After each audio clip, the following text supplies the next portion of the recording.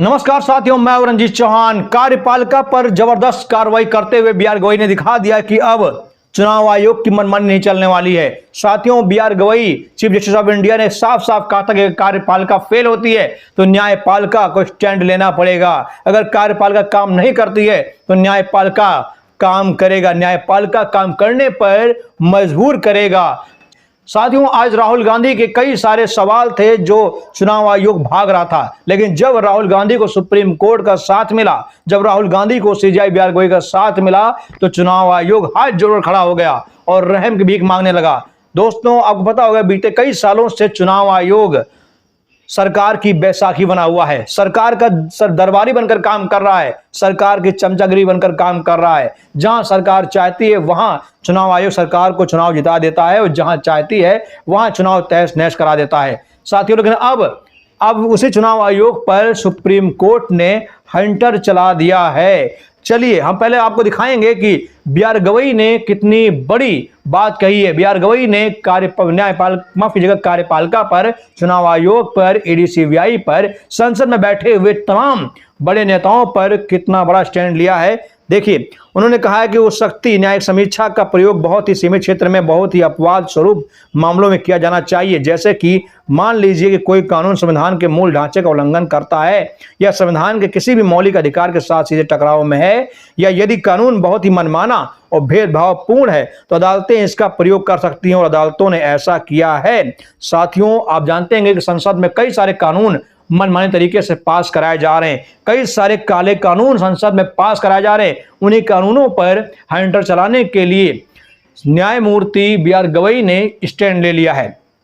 दोस्तों, चुनाव आयोग में आपने देखा क्या हुआ, सीईसी को जबरदस्ती जो है बना दिया गया। चुनाव आयोग ने सुप्रीम कोर्ट की धज्जियां उड़ाते हुए सीईसी की नियुक्ति कर दी और इसमें सबसे बड़ा रोल सरकार का रहा है। आज हम आपको बताएंगे राहुल गांधी ने क्यों आज चुनाव आयोग को बंधक बना लिया है, चुनाव आयोग को परेशान कर दिया है। जब से सीजेआई का साथ मिला है तब से वाकई में चुनाव आयोग सरेंडर हो गया, राइट टाइम हो गया है।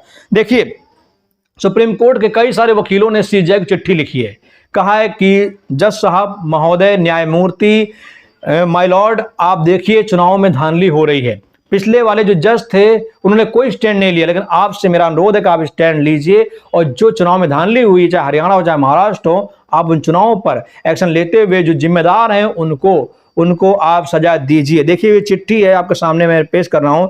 ये चिट्ठी दरअसल सुप्रीम कोर्ट के सामने पहुंच गई है और इस चिट्ठी में साफ साफ जिक्र किया गया है कि आज कल चुनाव मैच फिक्स की तरह चुनाव फिक्स हो रहे हैं। अखबारों में एक सुर्खियां भी बटोरी गई कि मैच फिक्स महाराष्ट्र का चुनाव, महाराष्ट्र में भी मैच फिक्स हुआ, चुनाव की चोरी का पूरा खेल इसमें चल रहा है। राहुल गांधी ने कुछ सारे सवाल पूछे थे, उन सवालों का जवाब आज तक जो है चुनाव आयोग नहीं दे पाया है। सवाल ये थे कि राहुल गांधी का आरोप था कि चुनाव आयोग में अपने हिसाब से लोगों की नियुक्ति की जा रही, जैसे कि सीओसी ज्ञानेश कुमार की नियुक्ति कर दी गई, वोटर लिस्ट में फर्जी नाम जोड़ दिए गए, वोटिंग का आंकड़ा जरूरत के ज्यादा दिखाया गया, जिन इलाकों में भाजपा को हार का डर था वहां फर्जी वोट डलवाए गए और फिर सबूतों को छुपाया भी गया। साथियों, सबूतों को छुपाया कैसे गया, क्यों गया, चलिए आपके सामने सबूत भी दिखा देते हैं।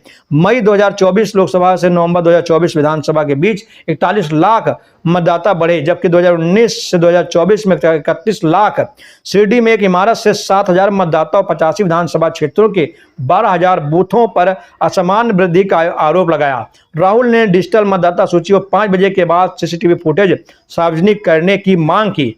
भारत की मतदाता सूची प्रक्रिया विश्व की सबसे पारदर्शी कठोर है। जब चुनाव आयोग से सवाल पूछा तो चुनाव आयोग ने जवाब कह दिया, जरा ध्यान सुनिएगा।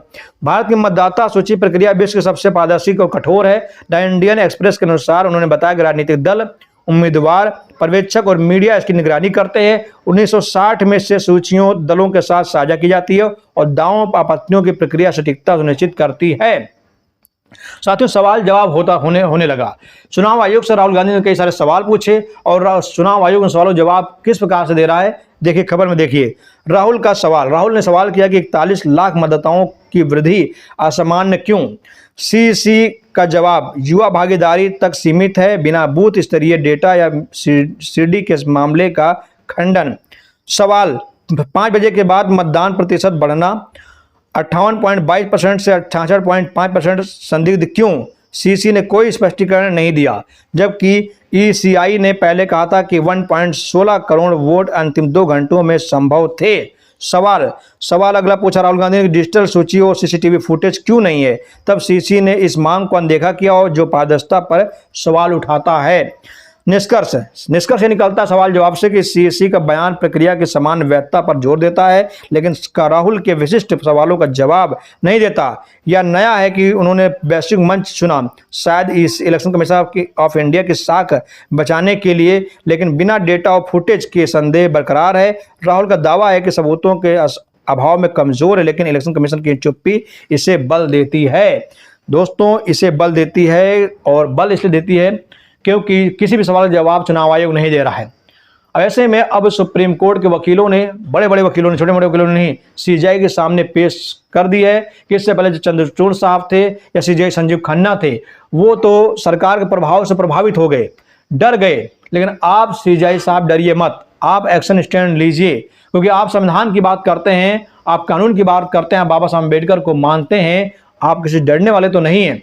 आप खुलकर स्टैंड लीजिए और आपका साथ सपोर्ट हमें मिलेगा, हमारा साथ सपोर्ट आपको मिलेगा। राहुल गांधी का साथ सपोर्ट सरकार सीजीआई को मिलेगा।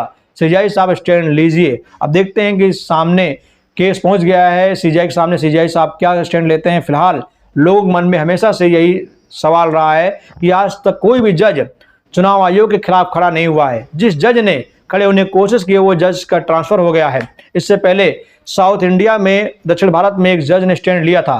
पूर्व जो है सीसी राजीव कुमार पर एफआईआर दर्ज कराने की कोशिश की थी, लेकिन रातों रात उनका ट्रांसफर कर दिया गया था, रातों रात उन्हें सस्पेंड भी कर दिया गया था।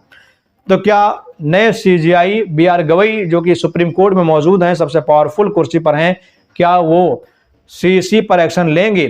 सीसी मतलब कि चुनाव प्रक्रिया में जो भी जिम्मेदार हैं, चाहे वो हरियाणा चुनाव में, महाराष्ट्र चुनाव में या आने वाले चुनाव में, ये वर्तमान जो सीसी हैं अगर जिम्मेदार हैं तो क्या उन पर स्टैंड लेंगे, उन पर बड़ा एक्शन लेंगे, उन पर एफआईआर दर्ज कराएंगे या उन्हें जेल भेजेंगे? क्या कुछ करेंगे? ये बहुत बड़ा सवाल है, मन में सबके ये सवाल बैठा हुआ है। इसका जवाब तो आने वाले कुछ दिनों में मिलेगा। 6 महीने बाकी हैं, 6 महीने 7 महीने जो भी बाकी हों सीजीआई के। अम्बेडकर की बात करते हैं, संविधान की बात करते हैं और कहते भी है कि हमें कुछ आगे लेना देना नहीं है। क्या वो चुनाव आयोग की जो है हकीकत, काली सच्चाई सबके सामने लेकर आएंगे? क्या चुनाव आयोग की जो धांधलियां हैं वो ख़त्म करेंगे? ये वक्त बताएगा। फिलहाल सबको ये लगता है कि सीजीआई साहब ऐसा कर सकते हैं और हमें भी लगता है कर सकते हैं। बस उन्हें साथ सपोर्ट की ज़रूरत है, आप साथ दीजिए। और बाकी तो वकील खड़े हैं, राहुल गांधी साहब खड़े हैं, आपके साथ सपोर्ट की ज़रूरत है। आप वीडियो को शेयर करिए। जय हिंद, जय भारत।